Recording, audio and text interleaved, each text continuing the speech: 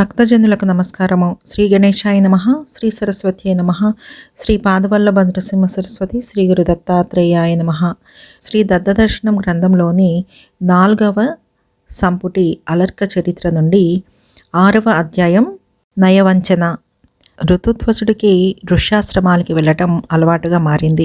ఆ అలవాటు చొప్పున అతడు ఒకనాడు యమునా తీరం వెంట ఋష్యాశ్రమాలను వెతుక్కుంటూ చాలా దూరం పోయాడు. కూడా కొద్దిమంది మిత్రులు మాత్రమే ఉన్నారు. అలా చాలా దూరం వెళ్ళాక వారికి అక్కడ ఒక విచిత్రమైన ఋష్యాశ్రమ ప్రాంతం కనిపించింది. ఎటు చూచినా పెద్ద పెద్ద ఫలవృక్షాలు, పుష్పవృక్షాలు కిక్కిరిసి ఉన్నాయి. చిత్రం ఏమిటంటే ఆ అడవి చెట్లు కూడా ఉద్యానవనాల్లో లాగా చక్కటి వరుసల్లో బారులు తీర్చి ఉన్నాయి. కొంచెం లోపలికి పెడితే అక్కడ కొన్ని వందల రకాల పూల తీగలు గుబుర్లు గుబుర్లుగా పెరిగి ఉన్నాయి. అక్కడ వివిధ రకాల రంగులతో పూలేగాక వివిధ పక్షుల, వివిధ జంతువుల ఆకారాలలో కూడా పూలు ఉన్నాయి. ఇవి కాక పువ్వులు, పూలల్లో గుత్తులు, పువ్వులే దళాలుగా ఉన్న పూలు, కొన్ని చోట్ల ఆకులు, పూలు కలిసి గుత్తిగా కట్టినట్టున్న పూలు, ఇలా అనేక రకాల విడ్డూరాలు ఆ పూతోటలో ఉన్నాయి. ఈ ముని ఎవరో గాని పుష్పప్రియుడు. ఎంతటి రాజ ఉద్యానాలలోనూ కనీ విని ఎరగని వింత పూతీగల్ని ఏ లోకం నుంచి తెచ్చాడో జాగ్రత్తగా పోషిస్తున్నాడు అనుకున్నాడు కువలయాశ్వుడు. ఇంకొంచెం ముందుకు పోతే ఆ మహర్షి తపస్తరంగాలు ప్రసరించి పశుపక్షాదులు సైతం ఎంతగా మారిపోయినాయో చూచి మరింత ఆశ్చర్యపోయింది మిత్రబృందం. చమరీ మృగాలు కసువులు ఉడుస్తున్నాయి. కోతులు, కొండముచ్చులు కసువెత్తి పోస్తున్నాయి. పిల్ల పక్షులు ఏదైనా గింజలు తిని పొట్టును కింద పడేస్తే చిలుకలు, గోరువంకలు వచ్చి ఆ పొట్టు నేరి పారేస్తున్నాయి. కోకిలలు పాట పాడుతూ ఉంటే వడ్రంగి పిట్టలు తాళం వేస్తున్నాయి. నెమళ్ళు ఆటలాడుతూ ఉంటే హంసలు తలలూపుతున్నాయి. లేళ్ళు కళ్ళు తిప్పుతుంటే పులులు నోళ్లు తెరుచుకుని చూస్తున్నాయి. ఈ రకంగా ఆ ఆశ్రమ పదంలో అడుగడుగునా వింతలే. ఆ వింతలన్నీ చూచి ఆ మహర్షి ఎంత తపస్సంపన్నుడో కదా అని మిత్రులంతా ఆయన దర్శనం కోసం ఆరాటపడసాగారు. ఆ వింతల్ని, ఆ సౌందర్యాలని ఇంకా ఇంకా చూస్తూ వారు మరింత ముందుకు సాగేసరికి ఒక చిన్న పర్ణశాల కనిపించింది. వీరిని దూరం నుంచే చూచిన మహర్షి ఆ పర్ణశాలలో నుంచి ఆదరంతోనూ, చిరునవ్వుతోనూ, వికసించిన ముఖంతోనూ బయటకు వచ్చి తెలిసిన వాడిలాగానే రండి రండి స్వాగతం అన్నాడు. ఆయన ఆ మాట అంటుండగానే చెట్ల మీద పుష్పాలు కొన్ని గాలికి ఎగిరినట్టు ఎగిరి ఆ పర్ణశాల ద్వారానికి ముందర విలువంపుతో అక్షర పంక్తిగా వెలసినాయి. శ్రీ ఋతుధ్వజ యువరాజు కుమారులకు సుస్వాగతం అని వివిధ వర్ణాల పూలతో ఆ అక్షర పంక్తి అచ్చంగా ఇంద్రధనస్సులాగా ఉంది. వింతల్లోకెల్లా వింత అయిన వింతను చూచి పరమానందపడి కువలయాశ్వుడు ఆ మునికి వినయపూర్వకంగా నమస్కరించి కుశల ప్రశ్నలు వేయసాగాడు.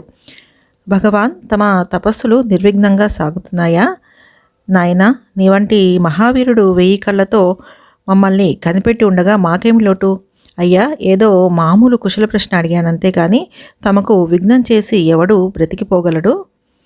ఎంత వినయశీలివయ్యా! అయ్యా, మీ ఆశీస్సులు కదా మాకు కావలసినవి.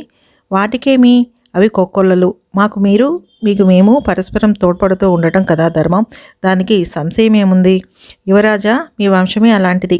మీకు ఔదార్యం సహజ సిద్ధమనే ధైర్యంతోనే నేనొక్కటి అడగాలనుకుంటున్నాను. భగవాన్, అడగడం ఏమిటి? ఆజ్ఞాపించండి. తమకు సౌకర్యాలను సమకూర్చమని కదా నాకు మహారాజుల ఆజ్ఞ. ఏమీ లేదు, నేను ఒక యాగం చేయాలనుకుంటున్నాను చాలా కాలం నుంచి. యాగం చిన్నదే కానీ దక్షిణ భాగంగా ధనం ఇవ్వాలి ఋత్వికులకి.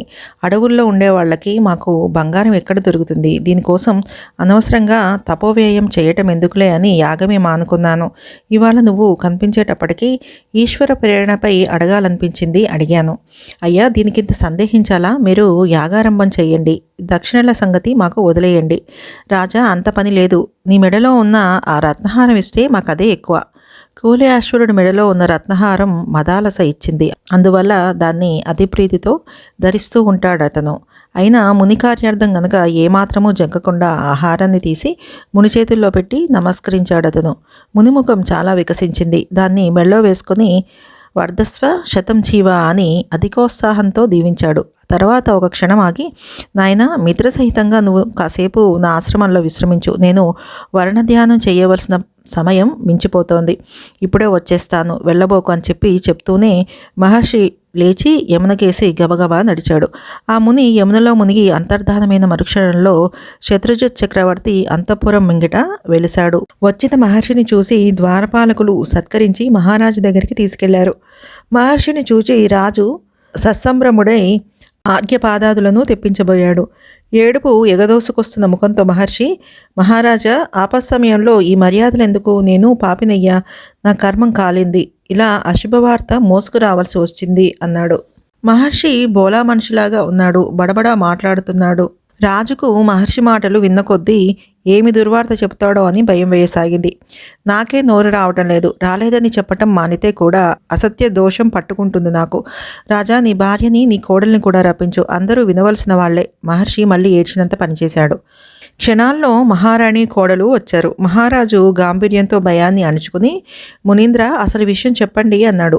అయ్యా, చెప్పేందుకేముంది, యమునా తీరవాసిని నేను. ఇవాళ మీ అబ్బాయి ఋషిసేవ కోసం మా ఆశ్రమానికి వచ్చాడు. ఆ ప్రాంతాలకు వచ్చేసరికి వాడెవడో పరమ పాపాత్ముడు, తాళకేతువట, మహారాక్షసుడట, హఠాత్తుగా ఎదురు వచ్చి పెనుచీకటిని కల్పించి ఆ చీకట్లో, అయ్యో ఎలా చెప్పను, మహారాజా, యువరాజును శూలంతో పొడిచి పారిపోయాడు. పోతూ పోతూ ఆ గుర్రాన్ని ఎత్తుకుపోయాడు. మాకు జరిగిందేమిటో తెలిసేసరికి కొంత సమయం పట్టింది. అప్పటికి చీకటి తొలగిపోయింది. కానీ అప్పటికే పరిస్థితి చెయ్యి దాటిపోయింది. కొన ప్రాణంతో ఉన్న యువరాజు దగ్గరికి పరిగెత్తుకెళ్ళాను. నేను వెళ్ళేటప్పటికి ఆ మహావీరుడు, రాజా, ఏమి చెప్పను, మదాలస మదాలస అంటూ నేల మీద గిలగిలా కొట్టుకుంటున్నాడు. నన్ను చూడగానే అంత బాధలోనూ నమస్కరించాడు. ఆ చివరి క్షణంలో ఈ హారం నా చేతుల్లో పెట్టి, ఇది మదాలసకి ఇవ్వండి అన్నాడు. రాజా, ఇదే ఆ తండ్రి చివరి మాట. కన్న తండ్రివి నువ్వు రాజా, చంపిన తండ్రిని నేనయ్యాను. ఆ శవానికి అక్కడి శూద్రతపాసులు సంస్కారం చేసేశారు. అమ్మా మదాలస, ఇదిగో నీ భర్త నీకు చూపిన ఆలంబనం, ఇదేనమ్మా, ఇదే. ఇక నేను మీ దుఃఖాన్ని చూడలేను అని దుఃఖవేగంతో బోర్న ఏడుస్తూ ఆ హారాన్ని నేల మీద పెట్టి వెళ్ళిపోయాడు ముని. మదాలస హారాన్ని తీసుకుంటుందనుకున్నారంతా, కానీ ఆవిడ కదలలేదు. కొంతసేపు ఎవరి దుఃఖంలో వారుండి ఆవిడ సంగతి ఎవరూ పట్టించుకోలేదు. కానీ కొంతసేపు అయ్యాక అనుమానం వచ్చి కదిపి చూశారు. ఆవిడ మరణించి ఉంది. అందరూ గొల్లుమన్నారు. ఇక చెప్పేదేముంది, గోరు చుట్టు మీద రోకటి పోటన్నట్టుంది పరిస్థితి. రాజుకు రాణికి వార్ధాక్యంలో తిప్పుకోలేని దెబ్బ వచ్చింది. కొడుకు శవమైనా దక్కలేదు రాజుకి. కోడలి శవానికి తానే సంస్కారం చేయవలసి వచ్చింది. ఆ దుఃఖం ఎలాంటిదో హృదయం ఉన్న వారెవరైనా ఊహించుకోగలరు. రాజ్యం అంతా మహా దుఃఖంలో మునిగిపోయినట్టయింది. అక్కడ ఆ ముని యమునలోంచి పైకి లేచాడు. అంతలో ఆ మహర్షి ఆకారం ఒక ఘోర రాక్షసుడిగా మారిపోయింది.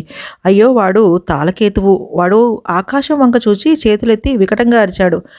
అన్నా పాతాళకేతు, పగ తీర్చుకున్నానురా. నీ శత్రువుకి శాస్తి చేశాను. నిన్ను కాదని దాన్ని వాడెత్తుకుపోయాడు. దాన్ని చంపి వాడికి వెన్నుపోటు పొడిచాను. పిచ్చి వెధవ. గడ్డాలు పూల మొక్కలు చూసి బుర్ర తిరిగిపోయి వచ్చి కాళ్ళు పట్టుకున్నాడు. ఈ తాళకేతు అంటే ఆ వెధవకి తెలియదు. వీడి పగ పాము పగ. ఒరే అన్న, ఇవాళ్టితో నీ రుణం తీరిందిరా నాకు. వీడు కూడా పెళ్ళాం మీద దిగులుతో మెల్లిగా వాడే చస్తాడు. నువ్విప్పుడు నిశ్చింతగా స్వర్ణ సుఖాలను అనుభవించు. ఈ విధంగా కొంతసేపు అరిచి మళ్ళా ముని రూపంలో ఆశ్రమ పదానికి వచ్చి కువలయాశ్వుడితో ఇష్టప్రసంగాలు చేసి మెల్లగా సాగనంపి పంపేశాడు.